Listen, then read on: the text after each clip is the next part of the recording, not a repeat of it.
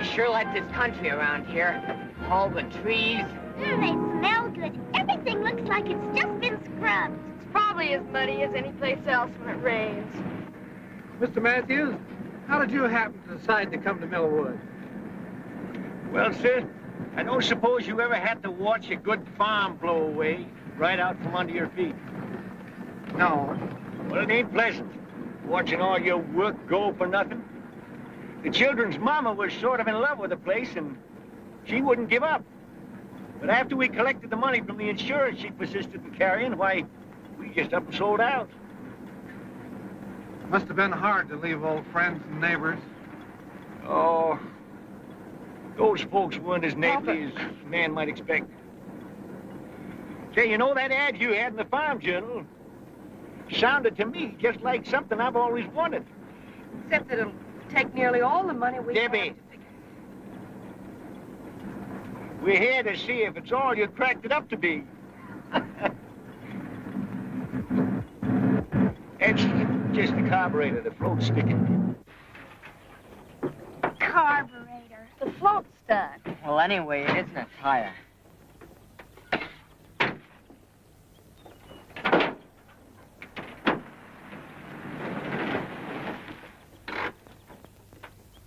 Hiya, Mr. Larkins. Need some help? Well, the motor stopped. Mr. Matthews, this is Davy Barkley, our county agricultural agent. I'm happy to know you, Mr. Matthews. What seems to be the trouble? Oh, the motor cut out all of a sudden. It's the carburetor. Cut out all of a sudden, huh? Doesn't sound much like the carburetor, sir. Do you mind if I take a look at it? No. Around these parts, when a human being isn't feeling well, well, we call Doc Pomeroy. But for anything else, like farms, crops, animals, or machines, or whatever, we hunt for Davy. You know, I don't believe there's anything he can't fix. He believes it ain't that carburetor. He can't fix that truck. Because I can tell just by the wheeze of it what's wrong.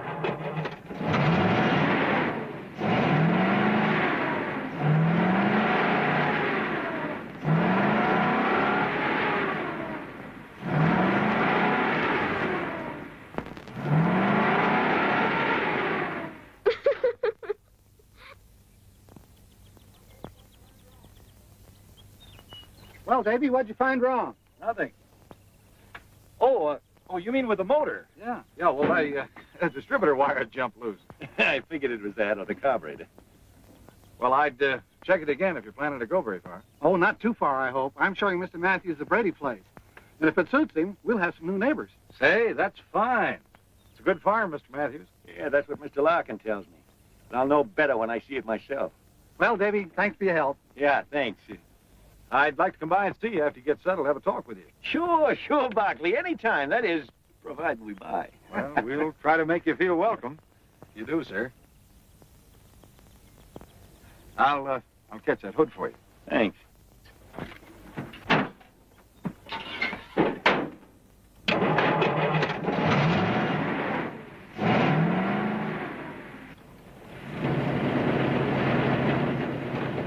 Thank you. So long, beautiful.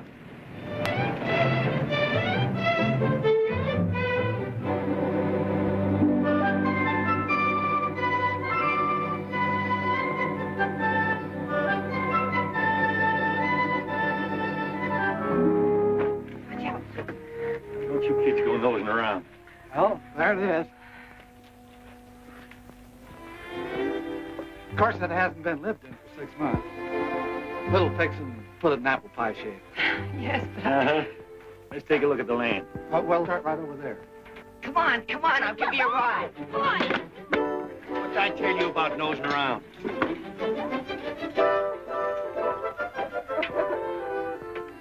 Well, there's your big field. 80 acres. Runs over around behind that barn. There's 10 acres of fine timber on top of that hill. And over and back is Catfish Creek. I caught some big ones there when I was a boy. What else you got to show me? Well, there's some nice grazing land I'd like to have you see. Then after that, we could take a look at the buildings and the inside of the house. Fine. Oh, whatever furniture you see goes with the place. All it needs to make it a home is people. I feel sorry for houses without people in them. Hey, those kind of thoughts belong to a poet. Oh, but Abigail's our poet. Do you know she can put words together that rhyme the first time? Can't you, honey? It just comes natural to me. That's quite a gift. Papa, can Mr. Larkin show me the kitchen? I guess so. Why, surely, right this way. This range goes with it. Good. Now you get your stove, Debbie. Needs a bit of polish, of course. Yes. Well, what do you think? Also, I think it just about fills the bill. But, you know, I'm a great believer in the democratic process. A family, Mr. Larkin, is just like a nation. Everybody in it should have his or her say. Now, I wouldn't think of imposing my will on important decisions that affect all of us. What we do is hold a meeting and vote on things. And whatever the majority rules, that's what we do. I'll show you what I mean. All right, the meeting will come to order. Now, we've seen the farm and the house, and I've told you the terms. Now, I'd like to hear a motion that we buy the place. I make a motion that we buy it. Do I hear a second? I second the motion. No discussions? All those in favor, hold up their right hands.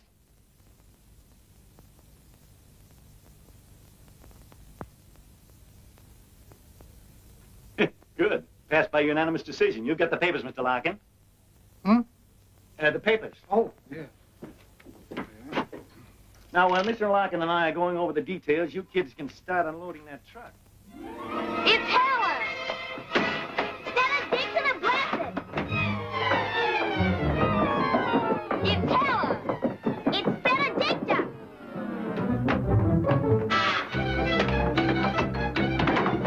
Benedicta! Let me up! Benedicta! Susan, Abigail! Stop that fighting, do you hear? Now what started this one? She wants to get named Helen! Get what named Helen? Benedicta the Blessed! It's gonna be Helen! Susan!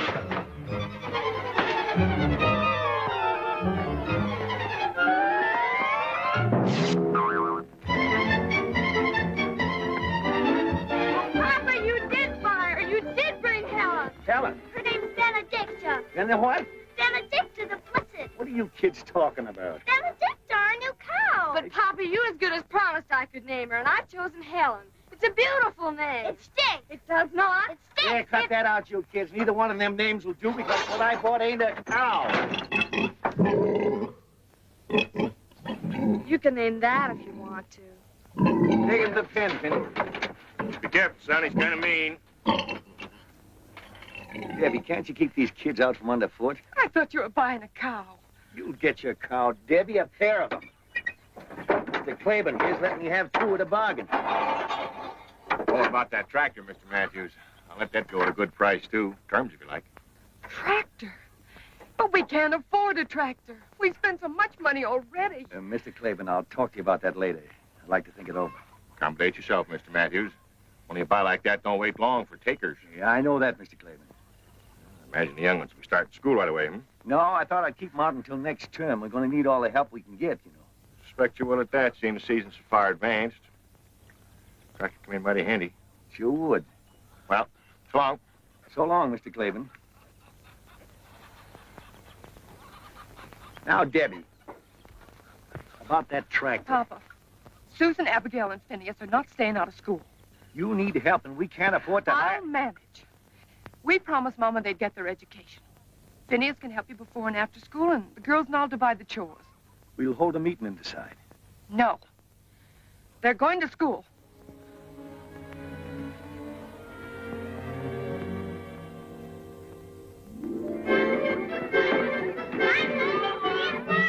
Bye, Daddy.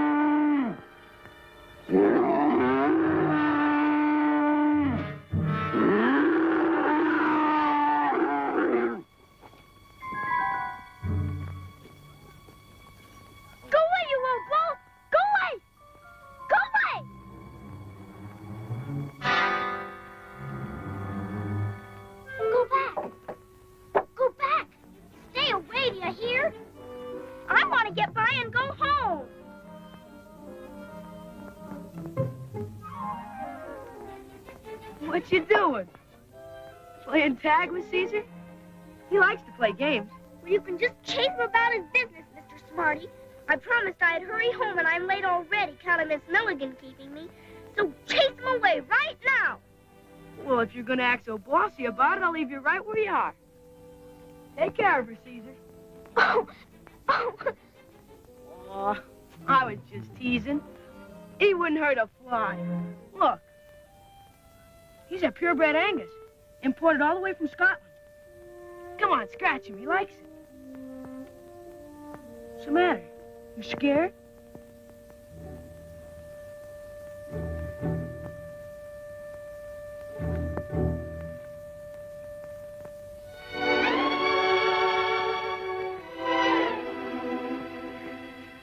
Did he really come all the way from Scotland? Sure he did. Cost me more than $1,000. $1,000? And he's yours? Sure he's mine. All the cattle in his pasture are. I raised them. You mean they really belong to your father, and he let you pretend they're yours? Well, I mean, no such thing. They are mine. Dad gave me 2 Angus calves for a start. I paid him back a long time ago. Say, you're one of the new kids who just moved around here, aren't you? Yes. What's your name?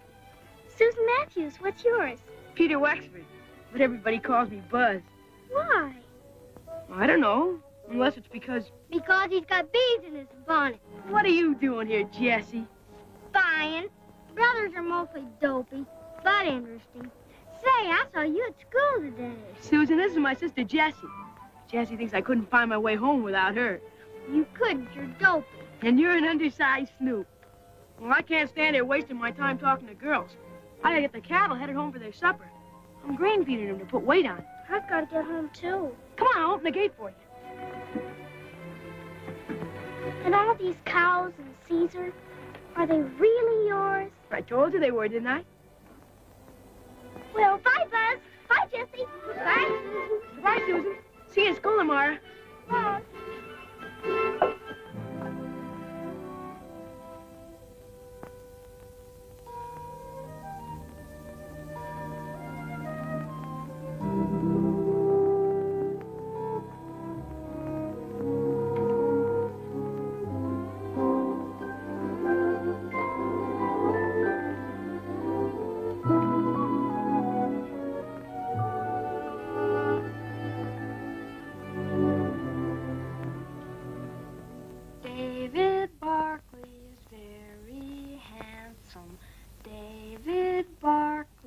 Tall and slim. David Barkley is very handsome. Bet the girls all fall for him. What kind of a song is my little girl singing? Something she just made up? What, Papa? That song you were just singing about somebody named David Barkley. Why, I hardly knew that anyone would hear it. But surely you remember David Barkley, Papa. He's the county agent. You know, the man that knew more about your truck than you did. The one that stared so at Deborah. What about him? Why, nothing, Papa. At least nothing that means anything, I'm sure. Well, if it doesn't mean anything that all the girls fall for Mr. Barkley, why don't you tell us what you know? I'm sure we'd all like to hear. I don't know how Abigail would know it, but I think what she wants to tell you is that I met and talked to Mr. Barkley in Millwood today. Henry Larkins told me when he delivered the groceries. It'd be much nicer, Abigail, if when you wish to tell things on the rest of us, if you'd be more straightforward about it. Oh, I don't want to even think what's going to become of us if these suspicions and bickerings keep up.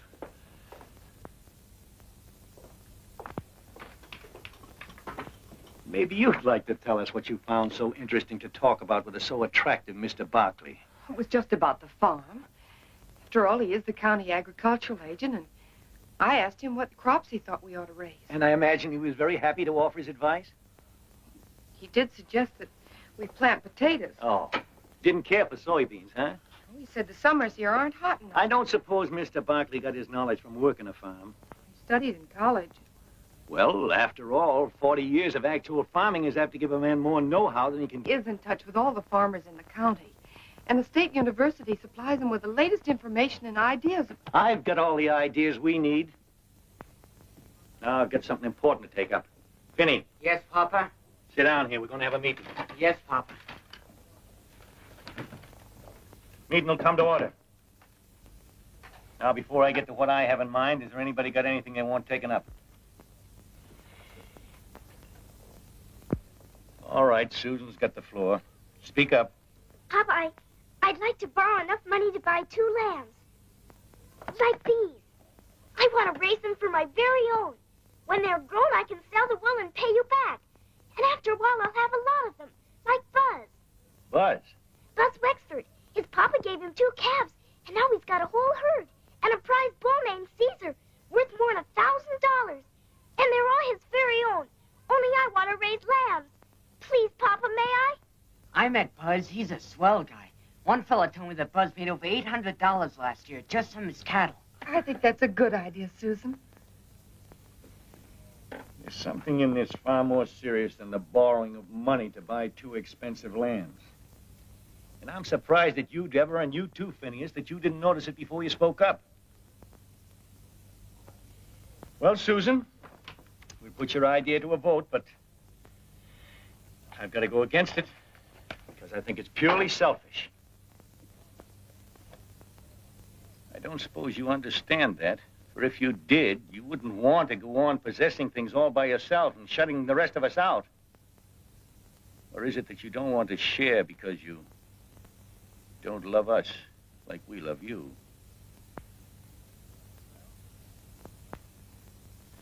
Well, you heard Susan's plan and the discussions about it.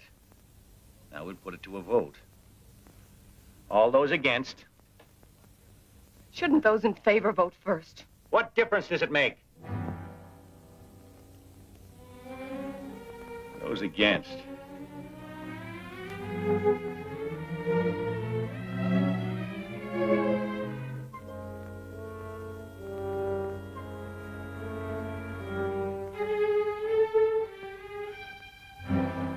Good. I guess that settles that. Now, if there's no other business, I got a plan I'd like to propose. One that'll be good for all of us. You know, we need that tractor, Mr. Claiborne's, in the worst way. Of course, he'd be willing to rent it to me, but you know we believe in owning things outright. Well, wouldn't it be better to rent it? I believe I can make out a way we can buy it. How, Papa? We'll cut that timber at the top of the hill and sell it for lumber. I've already spoken to Mr. Gale about it at the lumber mill, and he's willing to pay us a good price for it. Then we'll make a down payment in the meantime.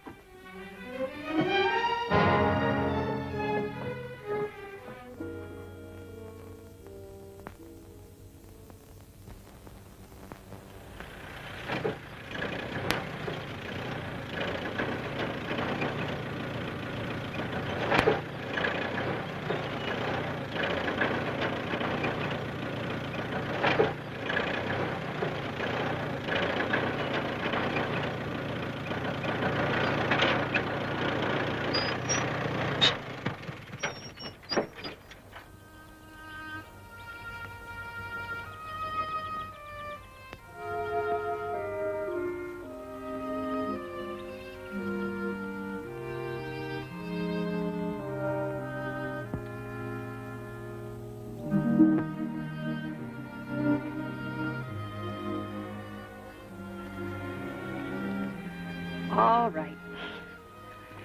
Out with the baby. What's wrong? He isn't fair. Papa isn't fair. He got his tractor, but I didn't want those lambs for my own because I don't love all of you. I wanted them because I think I can help you see why.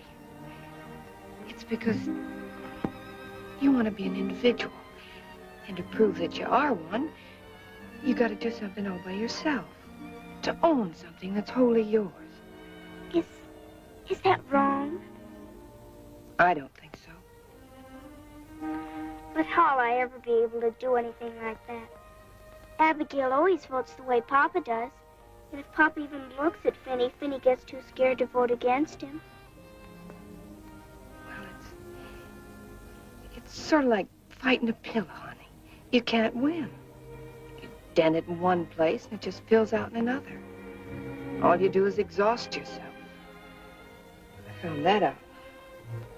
But who knows what can happen tomorrow? I got work to do. Want to ride with me?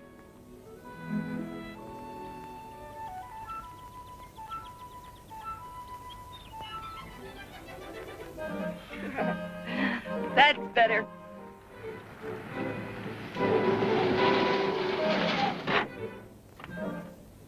Hello. Hello, Mr. Barkley. Hello. Hi, Susan. Hi. I hate to do this. Miss Matthews, with the power vested in me by the United States government, I must ask you to keep an eye on this young woman. Why, Mr. Barkley, what do you mean? I mean that a certain young farmer named Buzz Wexford found your sister trespassing in his pasture and frightening his prize bull, Caesar. No. So that since that day, neither he nor Caesar have been quite the same. That's a big fib. Susan, here's something I want you to look over.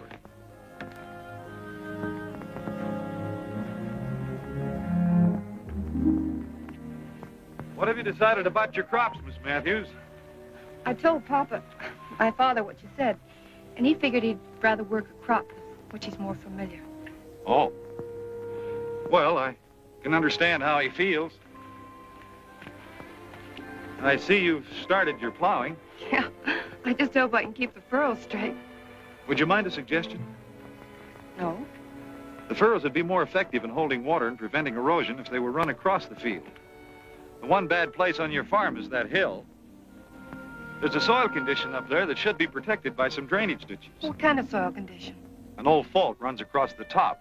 The water seeping into it might tend to loosen the front of the hill. You mean that the whole face of that cliff could fall onto our farm? Well, it's really... Well, Mr. Larkins never told us about that. I doubt if he knows it. It's an old fault. There's no active danger with the trees and their roots to hold the soil. But Papa's cutting down the trees.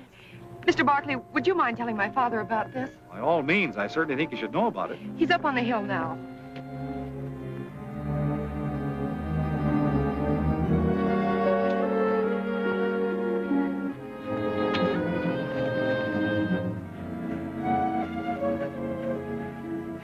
Papa! Look out, get back!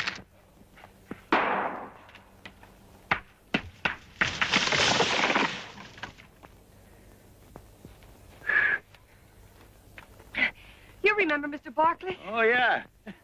What's on your mind, Barkley? It's about these trees, Mr. Matthews. I'd suggest you leave them standing, sir. I expect you county agents have got to make some sort of suggestion in order to hold your jobs. Well, if you don't mind, I'd like to show you something, sir.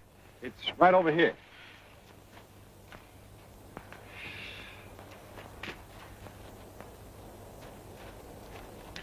Look at this, Mr. Matthews. That ground has slipped down and away from the earth we're standing on. Yeah, but that looks to me like it happened an awful long time ago. It did, but there's no telling how deep this fracture goes. Look. Here is the face of your hill. This fault runs across here. It has a natural drainage into a dry ravine down below that points directly at your farm. Without these trees, the whole top of this hill could erode away. But by keeping the trees in, putting in some drainage ditches along here to protect the fault, will save you money. It might even save your farm. Well, thanks again for your interest, Barkley, but I ain't going to let a crack in the ground stop me from making several $1,000s. And now, as a man who's got work to do, you'll excuse me. Well, thanks for listening, sir. That's all right. It won't be long now before I'll be able to show you what a real farm looks like. I'd like to stop by and see you again. Anytime, but... Debbie, if Mr. Barkley don't mind, I'd like to speak to you. Private. Thank you.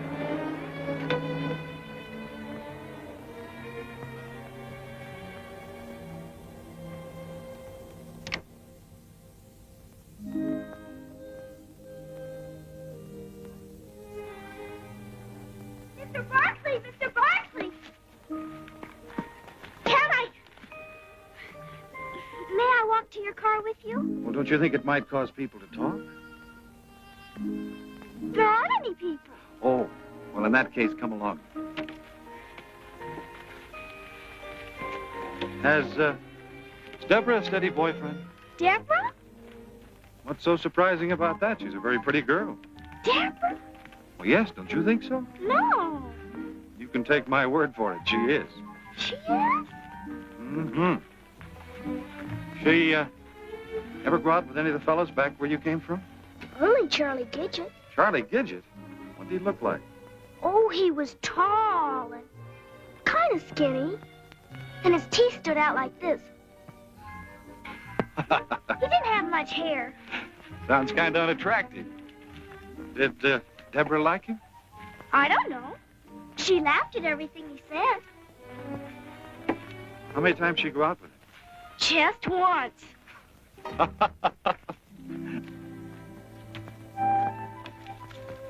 Well, Susan, thanks for accompanying me. You can follow this creek bed right down to your house. But I wanted to ask you something. You did? What? About this, the 4-H club.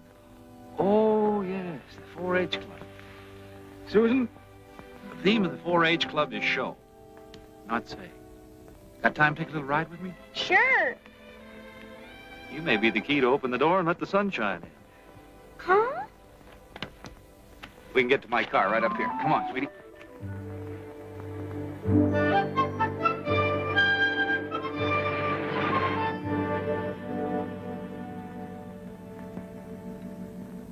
That's a funny name for a club. 4-H. Each one of the letters stands for something.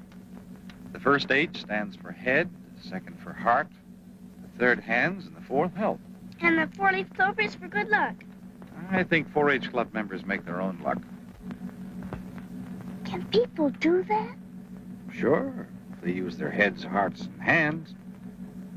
You see, Susan, the 4-H club was started for kids just like you, to help them learn better methods of farming and homemaking, so that when they grow up and have farms and homes of their own, they'd know how to run them successfully.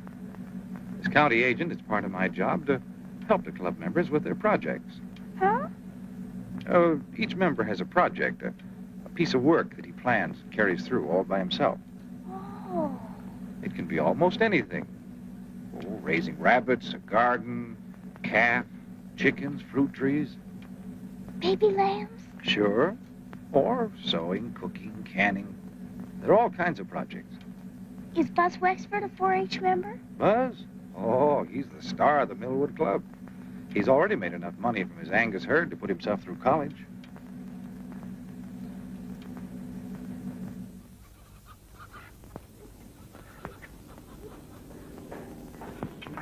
They look fine, Del. Thanks a lot. Say, these are new hutches. Yeah, I built them myself. One of those plans you got for me. Well, it's a nice job. Tell me, how are your books? I can tell you, Mr. Barkley, he hasn't kept them up. Gotta keep after that, Del. Keeping books is as important as any other part of a project. I'll do them tonight, for sure. Good. What do we have here? Canned pears. They're for you to sample. Oh, well, thank you. How's your canning project working out? Mr. Larkins took 50 mixed quarts on consignment. And the Franklin store in Barton has ordered 30 pints of my piccalilli. You better save some of those for Pop, or he'll be sore. Oh, those are beautiful. You know something, Herb? I think she's going to win you some ribbons. That is, if you take good care of her. Gee, Mr. Barkley, I treat her just like a mother.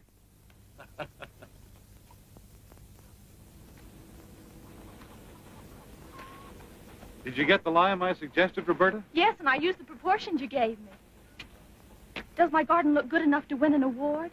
Well, Later, I mean. it probably will if you work like the Dickens. Oh, I don't mind doing that. You see, this is mine. It's something I've done all by myself. The things you create for yourself always give you the most satisfaction. And you've got the makings of a fine garden. Mom and Dad are so glad you talked me into joining 4-H, Mr. Barkley. I wasn't very happy before. Well, 4-H is happy you joined. Susan, there's one more place I thought we might stop. Benny Tilton's project's raising sheep. He's got a couple of fine lambs I promised to look at. No, I don't want to see them. I want to go home. Please. Okay, sis. Home it is.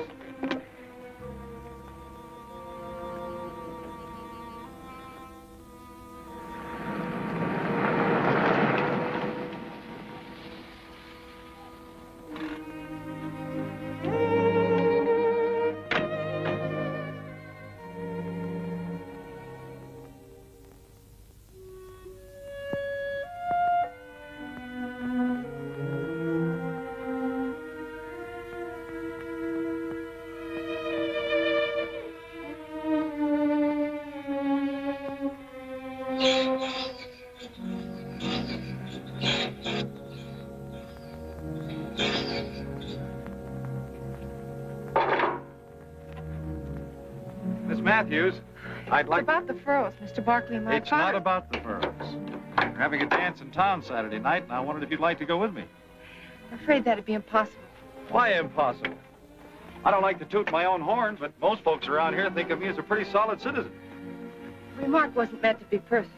My invitation was... It's just that social activities don't interest me. Wait a minute. I'm not speaking now as county agent. This will be a purely personal observation. You're a coward. Your father, who's probably ruined several farms and is setting out to ruin this one, seems bent on ruining his family as well. Don't interrupt me.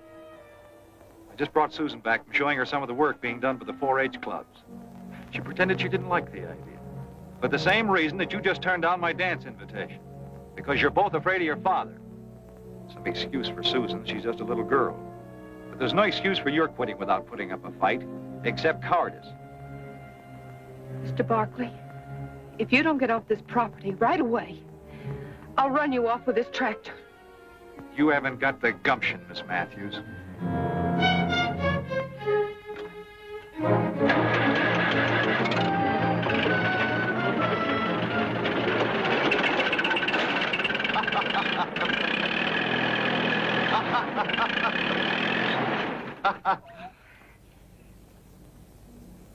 Oh.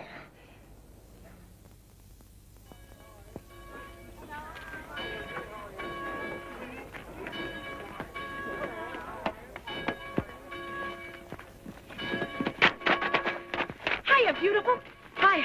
Stick around at the church. I got something I want to tell you. I can't talk now. I have to pump up the bellows on the organ.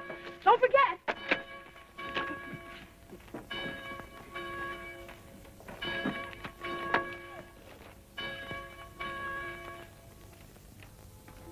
Well, the Matthews. Good morning, Mr. Larkin. Miss Matthews, Mr. Matthews. How are you? We thought we'd try you out and see what kind of a preach you got.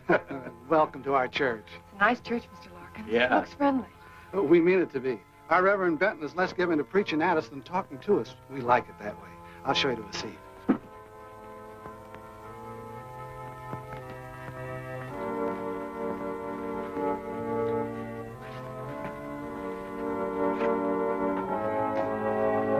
Hi, Susie. Hiya, Jesse.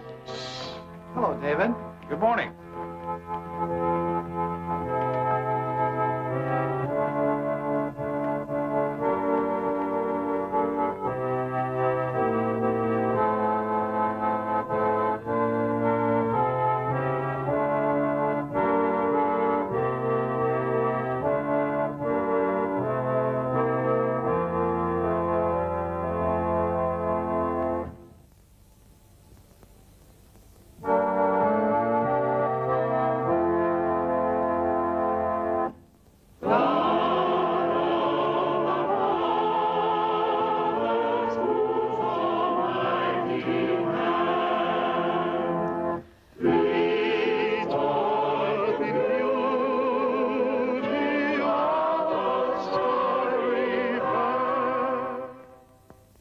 My sermon today is inspired by the story of Moses and the promise that God made to him. The story may be found in the Old Testament, the book of Exodus. The promise was that if Moses and the Israelites, who were suffering cruelties and slavery at the hands of the Egyptians, would but have faith, God would show Moses how to lead them out of their bondage into a land of milk and honey.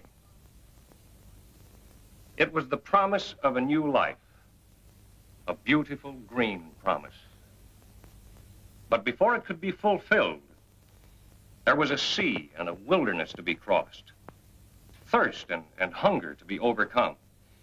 The fulfillment, you see, had to be earned. Now, I find a parallel between those ancient Israelites and ourselves, all of us. We, too, are in bondage, lashed with the bullock-hide whips of ignorance, shackled by the iron chains of the unknown. But the same promise, the beautiful green promise, has been made to us. Only the sea of doubt, the barren desert of illiteracy, the hunger of bigotry and the thirst of incompetence stands between us and freedom, between us and the land of promise. Now, we've been given not just one Moses to guide us, but many, our men of science, our doctors, chemists, mineralogists, agronomists, all those patient seekers after fact and truth, the delvers into the mysteries of matter, the searchers of the mind for a better understanding of human behavior. These men are our Moses, turning our feet away from the false and easy trails of superstition and guiding us along the steep and toilsome path of knowledge, the one true and the one and only road to the land of promise, where we may claim our heritage. To my mind, the really sinful man or woman is the one who, through bigotry and ignorant pride, refuses to learn, and calling his ignorance virtue, tries by self-made rule and by scorn to keep all others from learning. These are the real sinners. And here is the vilest evil. To feed their ego, to disguise their inadequacies, to hide their quaking fears, they sneer at the new, revile the experimenter, and deride the pioneer, and then hypocritically defend their actions behind the fog-bound fortress of intolerance.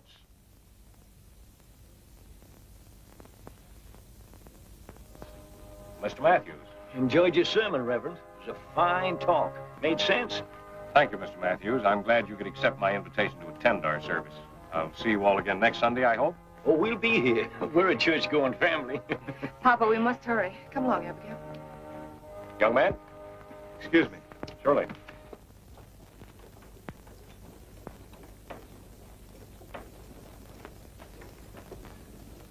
Hey, Susie! Susie Matthews! Hey, wait! Told you I wanted to see you after church. I forgot. That's the way it is with me. I just don't make any impression on girls. What I wanted to tell you is that my mom, she and Reverend Benton are the leaders of our 4-H club, would like to invite you and your sister and brother to our club's masquerade party. Of course, the party's about 5 weeks away, but I thought I'd better speak early before you met some better-looking guy. Is it a date? I know he's kind of homely, but please say yes, or he'll have to invite some awful-looking Bill. Besides, Mother said I could serve some of my drop biscuits. Oh, no, not those. I dropped one once and like to broke my foot. He likes to exaggerate. If you let go one of my biscuits, it'll just float in the air. How about it, Susie? Will you come? They'd be very happy to come to your party, Buzz. And thank your mother for the invitation. Good. There'll be a swell gang there, and I'll make it a personal project to see you have a good time, cutie. You ought to wear those things, Butterfingers.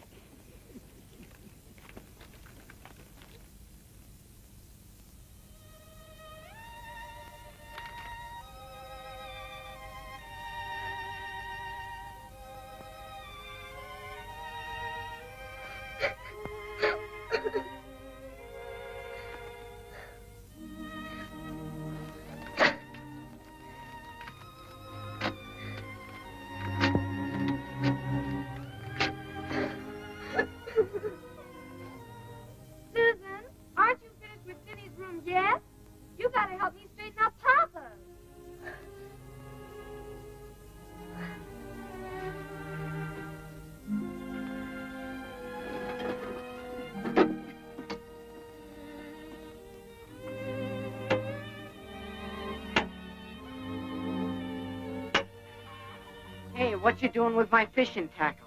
Well, I thought maybe you'd take me down to the creek. Will you, Finney? Oh, gee, I dare say, Susie. I ain't got the wood cut for Deborah to cook supper with. Pop'd skin me alive. Oh, please, Finney. We'll only stay a little while, and I'll help carry in the wood. Well, maybe there'll be some early ones hungry enough to bite. But we gotta start home in time for me to get the wood in. Boy, this looks good, Susie. We ought to get some big ones here. Come on. I can get up by myself.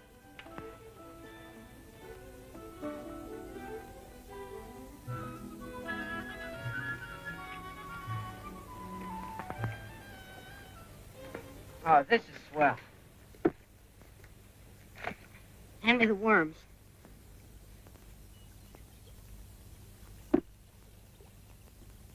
Here you are, Susie.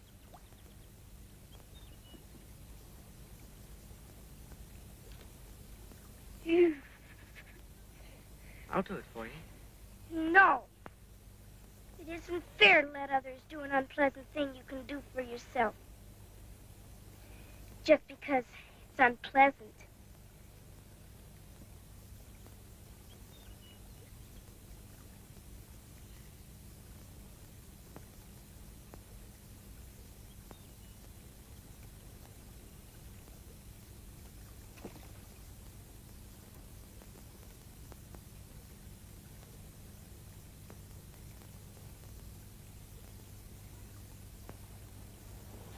Hiya, Finny. Hiya, Susie. Oh, hiya, Buzz. You know, you're trespassing on my pool. You're trespassing on our property. Gee whiz. You got a fishing license? No. Well, if you won't say anything, I won't. You're fishing in the wrong spot. Right over there under that bank is the grandpappy of all catfish. There is? Come on, I'll show him to you. I like it where I am. She got the colic or something? Come on, show me the catfish.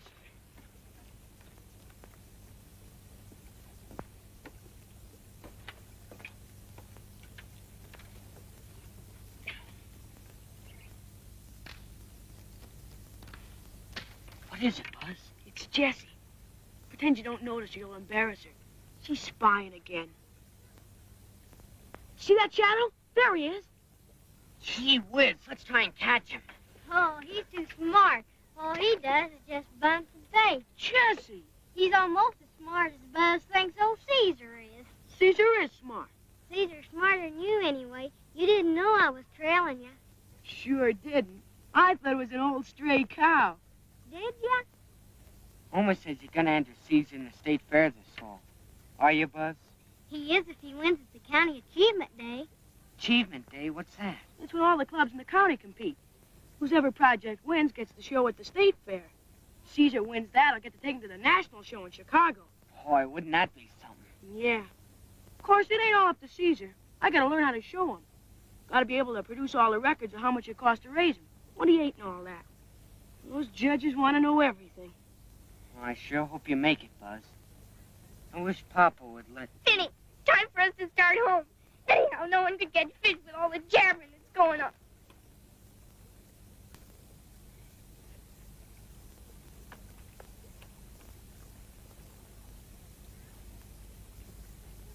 Now you did it.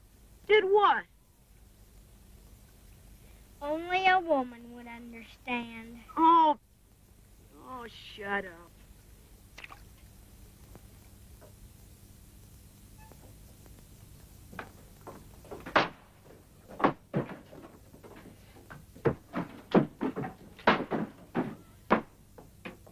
Yes, it's full, and I had to fill it. You just wait, Phineas Matthews, until Papa hears about this. He'll probably give you a good whipping. But, Abby, it wasn't Finny's fault. I made him go. Explain that to Papa. You're gonna get it. Listen, Abby, if you won't tell Papa, I'll give you a new Indian bracelet I just made. Let me see it first. It's upstairs. Come on.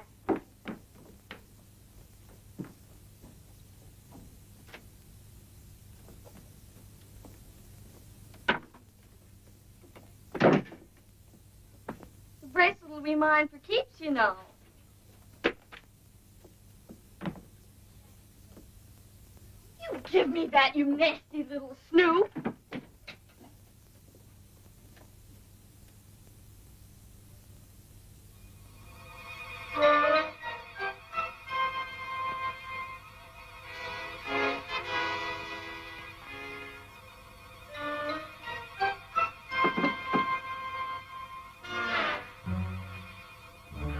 If you read that up.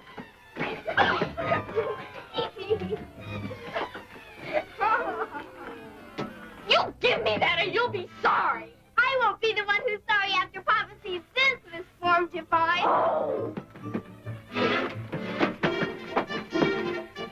You give me that. Give me that. What's all this screeching about? We were just playing. Weren't we, Abby?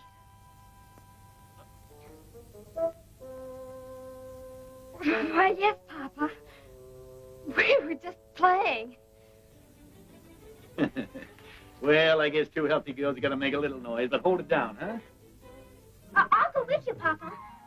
There's something I want to show you. What? What a fine pile of wood Finny cut for Deborah.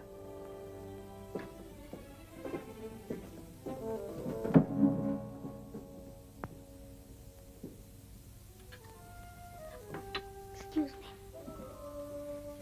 Did you do your homework, Phineas? No.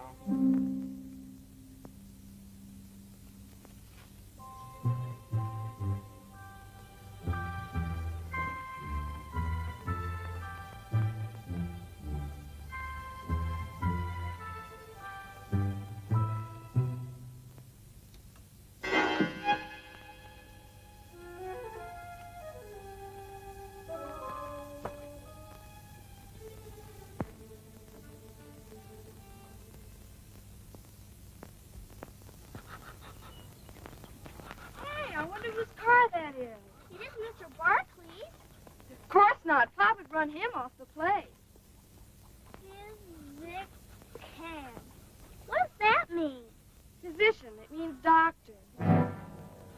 Someone's sick.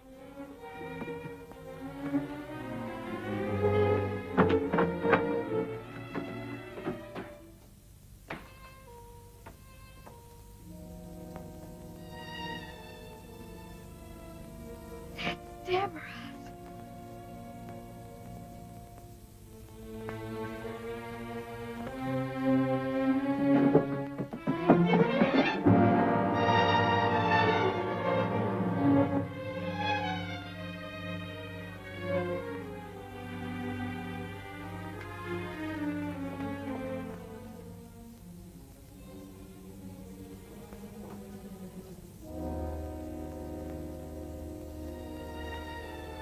A tree fell on him. Oh, Papa! Abby, be careful. He has 2 bad leg fractures and a nasty cut on his head.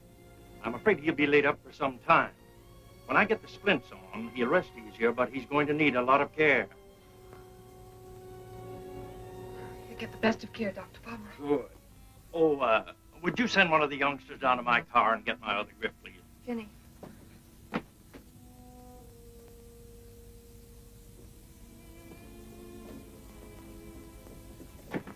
How's Papa? He's resting better since Dr. Pomeroy gave him those pills. Oh, what are we going to do? I don't We're see how going we to can behave ourselves, for one thing. But with Papa hurt and not able to work, we'll lose the farm and this house. We'll all be put in institution. Oh, Abigail, will you please stop that sniveling? I got no intention of letting us lose this farm. I'm going to plant and harvest crops if it kills me. And you kids as well. I don't see how you expect us to do everything. Plowing and planting and feeding the stock and cutting down trees. And we're not going to cut down the trees. But Papa wants us to, and I'm afraid some of Papa's plans will have to be changed. You mean that almost the very minute that poor Papa is stricken helpless and maybe lying on his deathbed, that you're plotting to change everything he planned and ruin us? Abigail, now listen to me. No, I'm going to tell. I'm going to tell Papa everything. I'm glad I never took the notion to write for Dr. Lumlock's secret lotion. I'd hate to have any friends of mine asking about my form divine. What on earth has come over you, Susan? Nothing at all. Except I'm pretty sure Abigail didn't mean it when she said she'd tell Papa everything. Did you, Abby? No, of course not. I was just making a joke. I wouldn't think of telling Papa anything you didn't want him to know, Deborah. Honest. Get me some hot water, Phineas.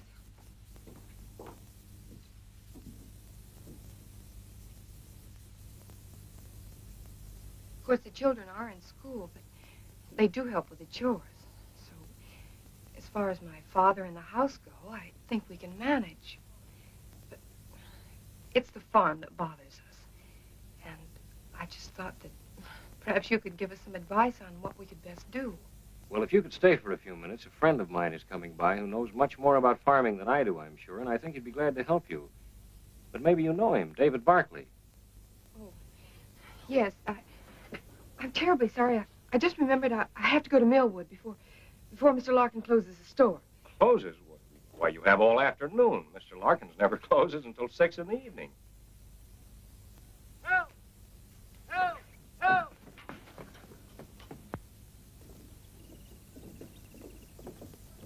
Help! The truck's brakes must have slipped. I can't let go long enough to settle.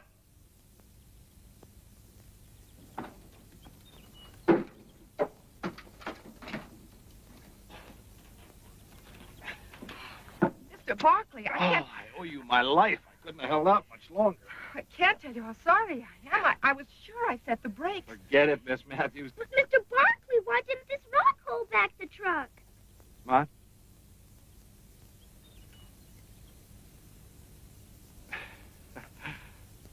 Thing like that could ruin a tire.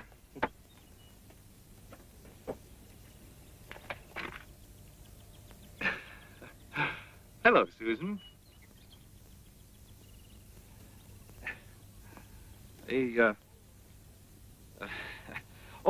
Reverend, my sister-in-law and her mother wanted me to say goodbye to you. Tell you how much they enjoyed your sermon last Sunday. Oh, thank you. Have they gone home? Left yesterday. Brother Edward said if she didn't want him to starve to death, she better get herself home. Think it could be jealousy?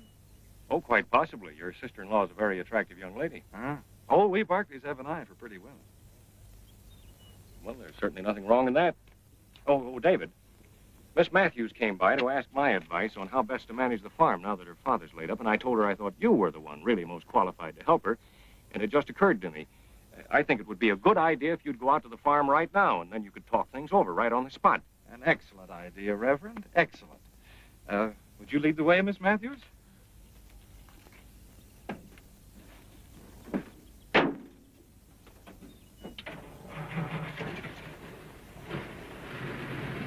Hey, you forgot me!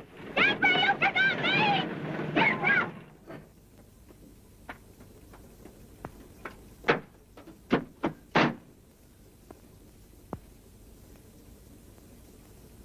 Thanks, Jim. Thanks a lot.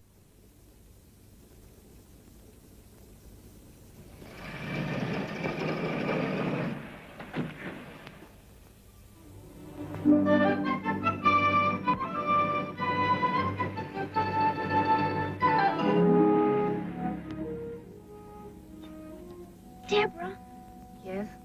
Debbie, could I join the 4-H club and have a project raising lambs?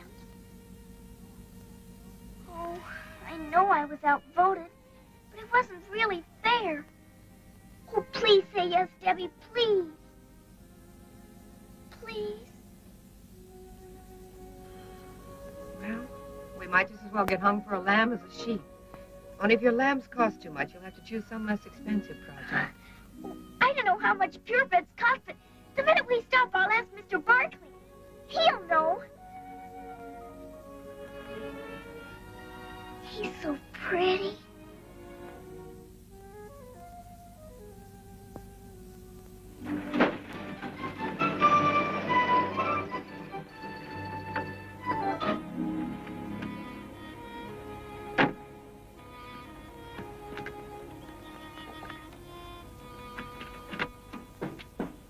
Thank you.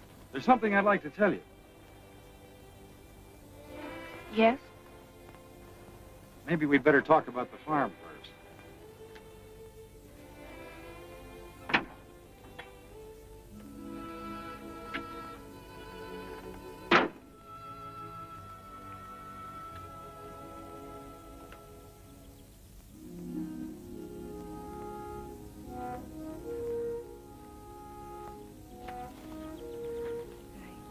Guess I shouldn't have let Reverend Benton talk you into trying to help me.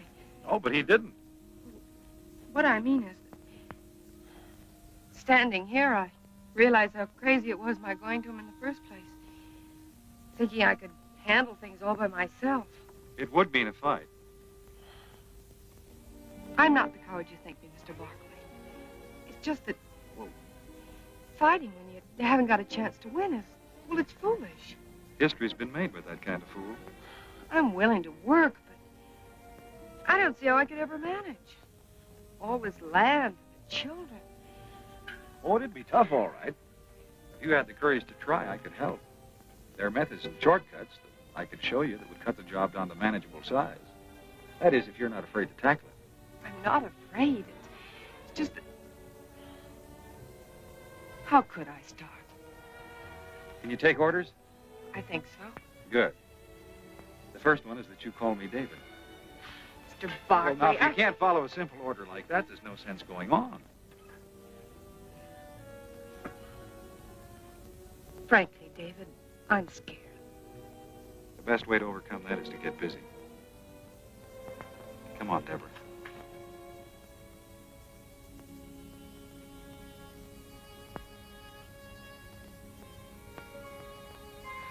Gee whiz, Abigail. You'd think they'd run out of words after a while. Abigail?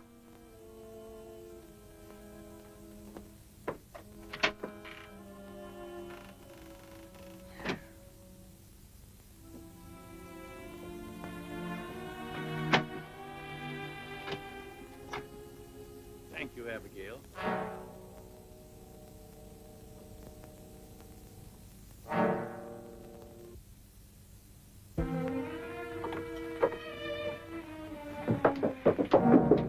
What have you been telling Papa? I haven't said a word to him. Cross your heart and hope to die. There, does that satisfy you? Deborah! Deborah, come up here. Deborah, you hear me? Yes? Yes, Papa.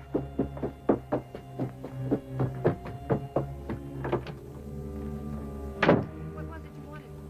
Now you listen to me, Deborah. Don't you think for 1 minute that I don't know what's going on behind my back. Because I do. But if Abigail hadn't come up and raised that window to give me some fresh air, I would never have known about this treason. I heard every word you and that book-taught farmer said. You probably prayed that I'd be struck down so as I could try out your crazy schemes. You're a Jezebel, that's what you are, a Jezebel. Oh, you don't care if his insane ideas ruin us and drive your helpless sisters and brother out into the world homeless and... Papa, be quiet. You slept through the sermon when Reverend Benton was describing the sinner who didn't want to learn and who tried to keep everyone else from learning. He might just as well have been describing you. David called me a coward for not standing up to you, and I got angry. Now I realize he was telling the truth. I've made up my mind not to be afraid any longer. Since you can't run this farm, I must. And I intend to run it David's way. Now, if you need anything, you call me.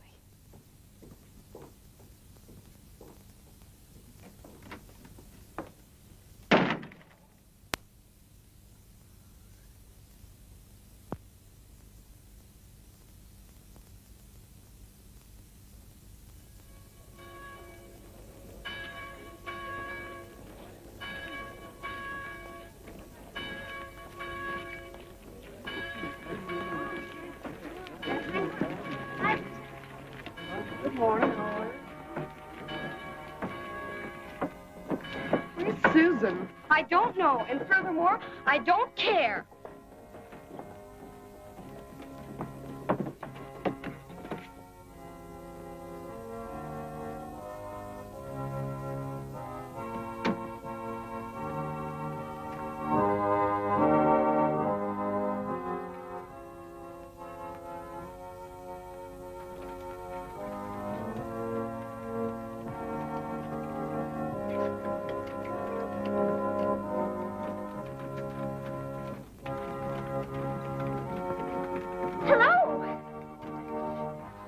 Doing in here? Oh, Buzz, I've got something wonderful to tell you. You'll have to wait till this finishes.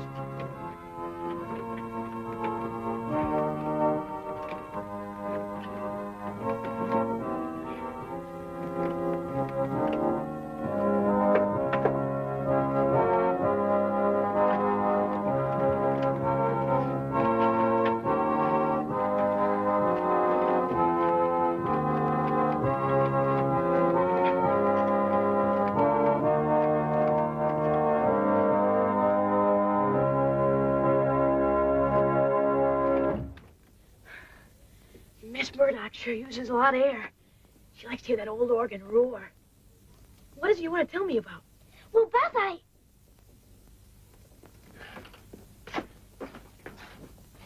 I can Join the 4-H. Swell. You'll like it. What are you going to choose for your project? Cooking? No, sheep. Sheep? Deborah said I could buy 2 purebred lambs to raise. That is, if they don't cost too much. Do they, Buzz? Well, they're kind of expensive, Susie. How expensive?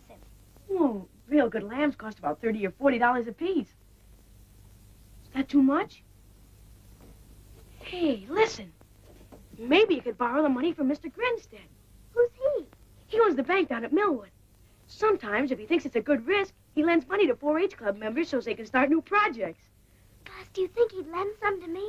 Well, I can't say for sure. But once you're a 4-H, you can talk to David Barkley and get him to help. Give those members who have the longest distance to travel time to arrive before the meeting begins. Mr. and Mrs. Ralston wish me, on their behalf, to thank all the members of the church for their messages of condolence in the passing of Mrs. Ralston. It's time for the first hymn. Please, Buzz, could I? Prayer meeting next Wednesday Well, evening will be held as usual at 8 o'clock. all right. You better hurry up and start your pumping, though. They're about ready to start. And keep that bobber up there, no matter what.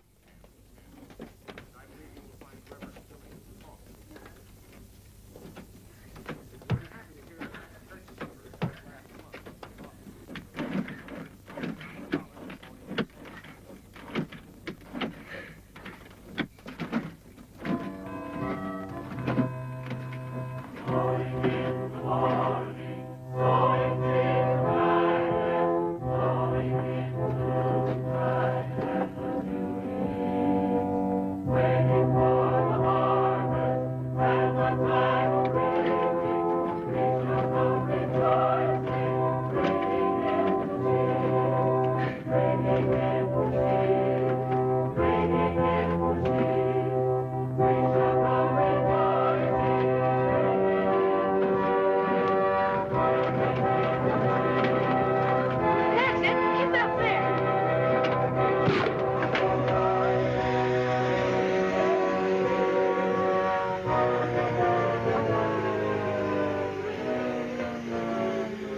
We shall go rejoicing, ringing in the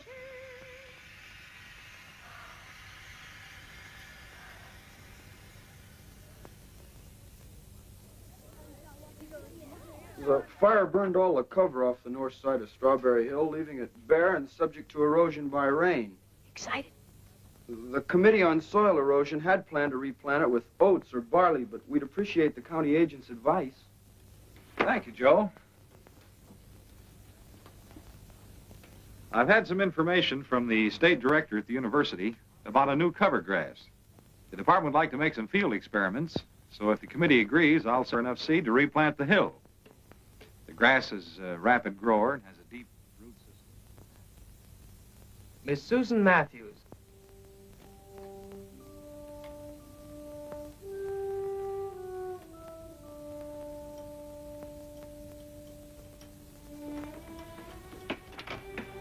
Just step up there, please.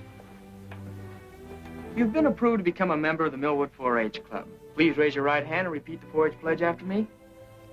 I do solemnly swear that I, Susan Matthews, will uphold the rules and bylaws of the 4-H Club. I do solemnly swear that I, Susan Matthews, will uphold the rules and bylaws of the 4-H Club. And as a true 4-H member, I pledge my head to clearer thinking. And as a true 4-H member, I pledge my head to clearer thinking, My heart to greater loyalty. my heart to greater loyalty, My hands to larger service.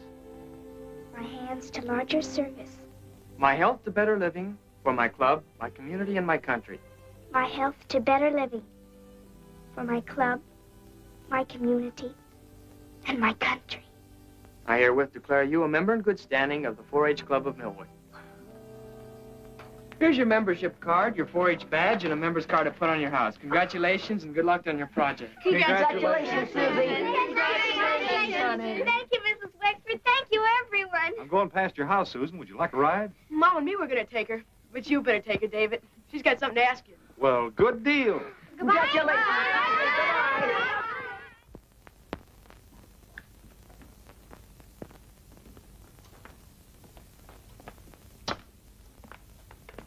Good Good morning, Mr. Grinstead. This is Miss Susan Matthews, the 4-H Club member I spoke to you about. Susan, this is Mr. Grinstead. I'm pleased to meet you, Mr. Grinstead. Come in.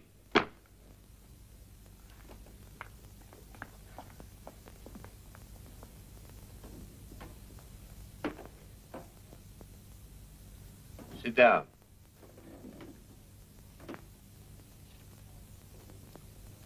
You belong to the 4-H. You want to make a project out of raising 2 purebred, caracal lambs. You have no money, no security, but you want to borrow money from my bank. Is that right? Yes, Mr. Grinstead. How do I know you know anything about raising caracal lambs? They are a very hardy breed of sheep imported to the United States from Boca Jara. Many experiments prove they thrive in this country. Their wool and hides are very valuable and have a ready market. The wool from the grown sheep measures from 8 to 12 inches and weighs from 7 to 9 pounds and is used for rugs, carpets, blankets, and sometimes to make hats. The meat is not considered as good as that of other breeds, but is wholesome, and the milk from the ewes is made into fine cheese. The ewes grow to a weight of 125 to 175 pounds. The rams from 150 to 200 pounds. My brother Phineas has promised to help me build a shed and feeding troughs. I'll raise 2 beautiful lambs, Mr. Grinstead.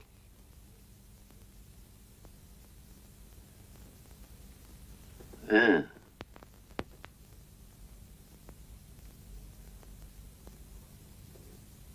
you know what interest is? Yes, it's what you pay for the use of money.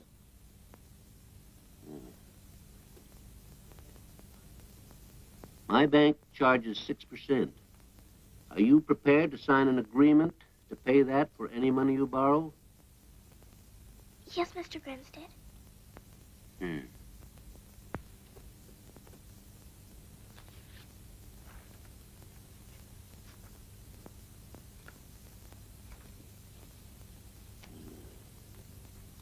What's your full name? Susan Anastasia Matthews.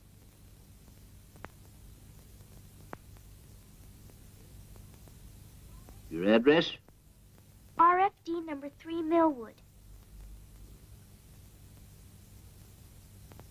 How much money would you need? $75.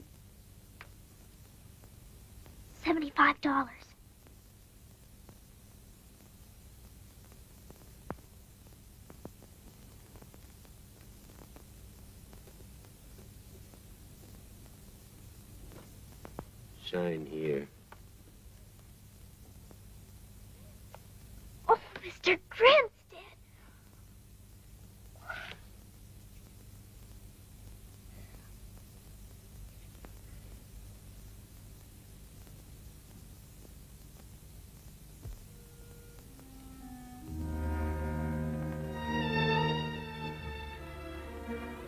Bobby, you're being very silly about things.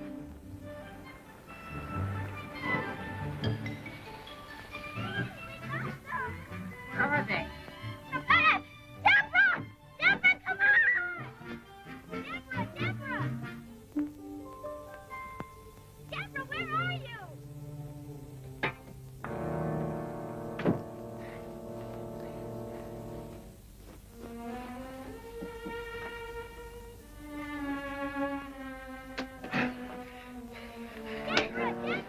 I'm coming. Deborah, we got them.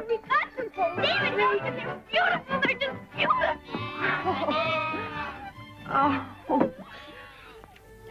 Here, Susie. And I've got their formula because they have no mother. But I'm going to be their mother and bring them up to be the 2 best lambs in the whole wide world.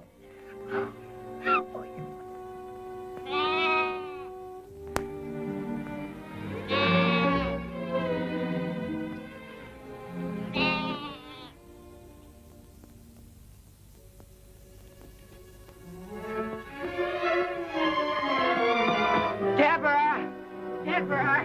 Deborah!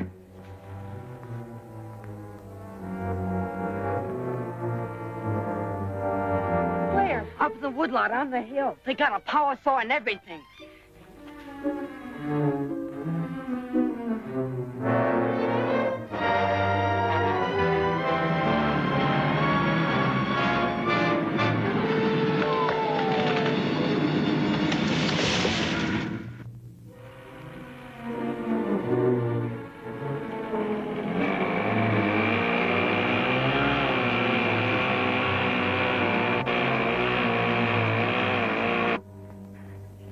What are you men doing here?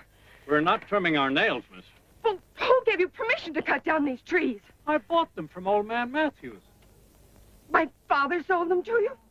Well, if the old boy's your father, he did. You can't have them. Now, look, miss. These men and this equipment's cost me plenty every hour. Now, if your old man wants to change his mind, he's going to have to pay for that. Plus, the profit I have a right to expect. You bring me a check to cover it, I'll call off the men. Otherwise, no.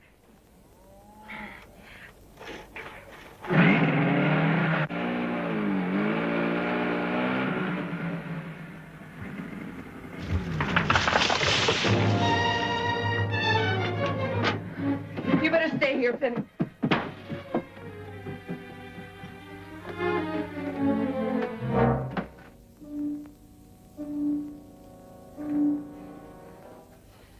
That man in the woodlot. What about him? You sold him our trees. I did. We need the money.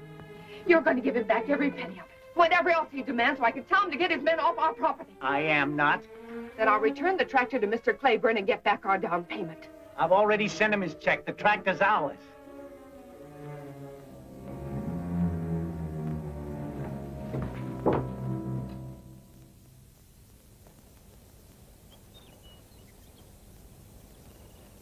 If they just hadn't taken out all the stumps. Papa wanted him to. He planned to put in a vineyard.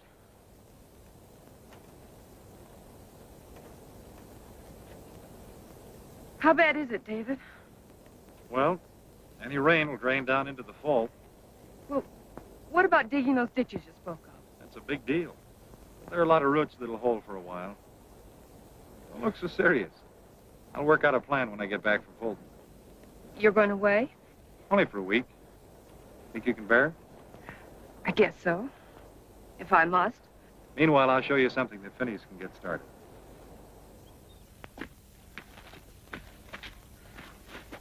Now, this erosion here funnels water right into the fault. Even if the fault weren't weakened, it still spills water into the dry creek bed that aims right at your farm. Well, after all my work, I don't want it all flooded out. Well, it won't be. Have Phineas put posts on each side, stretch wire in between. He can anchor it down with rocks. And it'll catch any rubble that comes down this way and gradually fill in. There's another spot over here.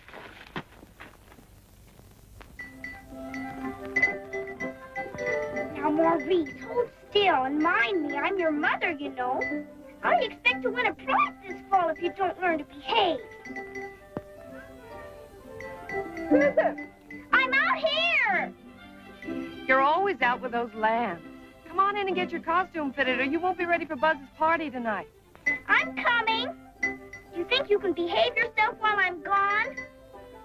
Very well, then. See that you do. I'm coming.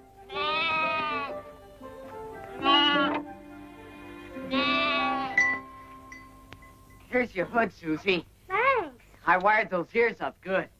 You're beautiful. Let's try this, Phineas. Ow. Well, stand still. Gee, you look swell. Deborah made it. I'm Daniel Boone. No. Hey, you going with us? I'm going out, but not with you. Where? To a dance. To a dance? Well, don't act so surprised. It's not very flattering. I'll bet I can guess. David Barkley's back. Oh, you're much too smart. He's coming back late this evening. Well, gee whiz. Susan, there are times when I could just...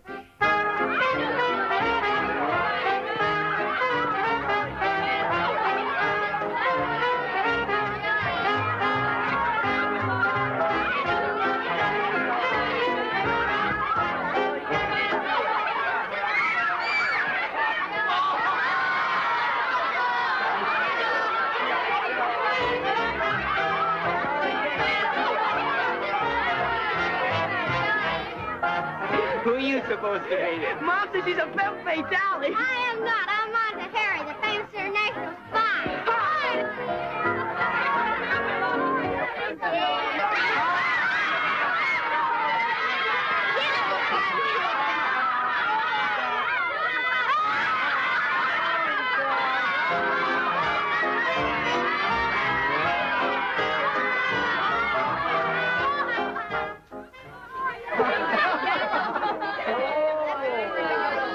Oh, look, Buzz got the Dasher.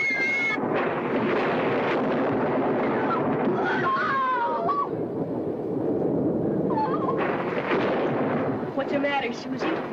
You're not afraid of a little lightning, are you? No, it isn't that, Buzz. It's what? It's my lambs. They're out in the barnyard. Well, they're in their shed, aren't they? Well, yes, but Where do you want them, in your bed? Your lambs are safe. Come on, eat your ice cream. I churned it with my own sweaty little paws. yes, but if I hadn't been spying on him, he'd left out the salt. He's an awful problem. Aw.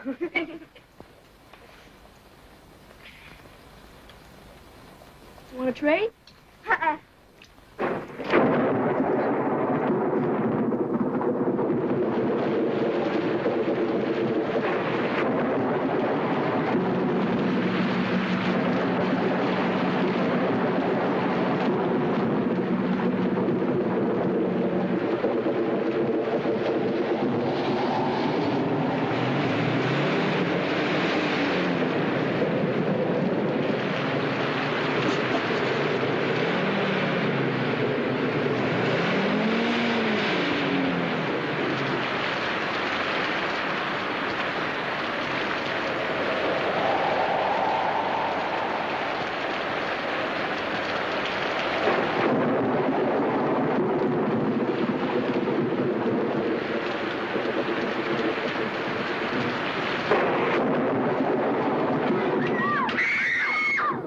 Just a little lightning.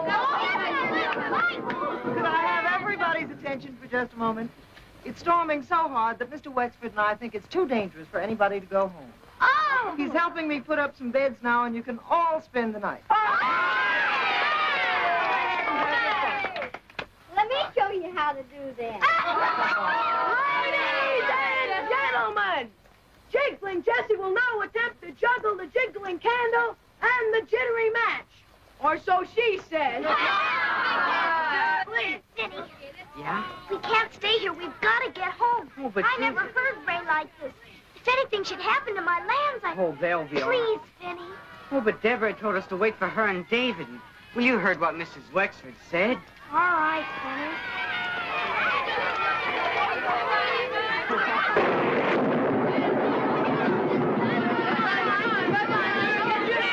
Oh, you're gonna miss it.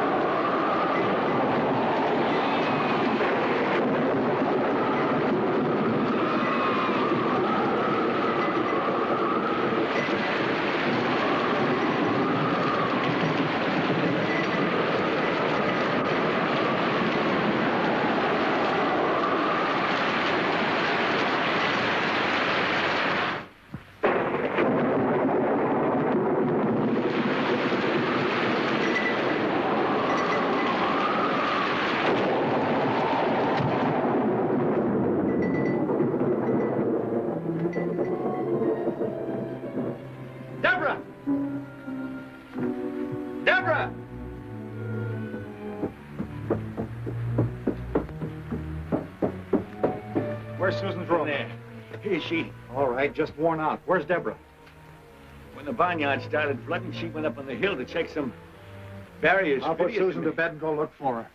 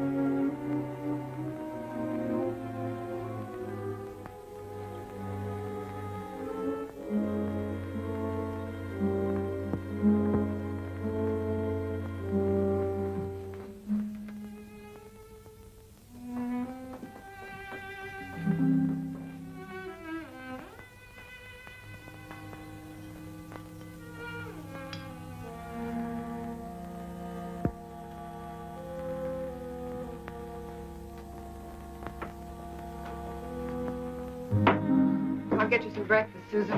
No, thank you. I don't feel like eating. My lambs, are they... Behind the stove, Susan. Fat and sassy.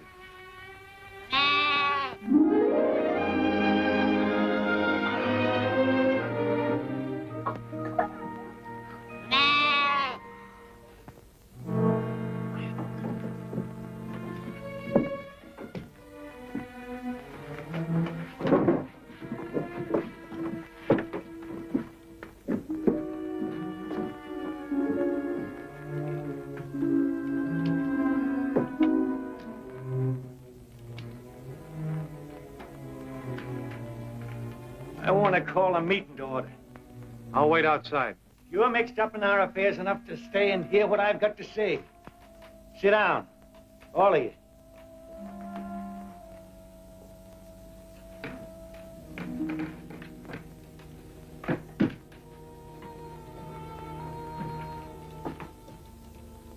I guess even an ugly man can look in a mirror year after year and find satisfaction in what he sees. He never sees what's really there, only what he wants to see. A reflection of himself as he likes to imagine he is. But if one day something comes along that makes him look closer, he'd know then and forever after that he was just an ugly man. Mr. Barkley, I knew deep down inside your advice was well-intended and good. But I turned it down just like I did everything else that didn't happen to agree with my own peculiar notions. Also, I was afraid that you and Debbie, well, I was afraid of losing her. You know, all the work she could do for me. I preached the idea of us all working and owning together because I was afraid to compete with others and show up my own lack of ability. I tried to hide all this, even from myself, behind what I was pleased to call the democratic process. That my judgment was bad and my methods unfair, I realize now that it's too late. We're in desperate trouble, all on account of my bullheadedness, without much hope of saving ourselves. But if you children could find it in your hearts to forgive me, I know that I could find in that the courage to try and make things up to you. We understand, Papa. And don't worry. Everything's going to be all right. Papa.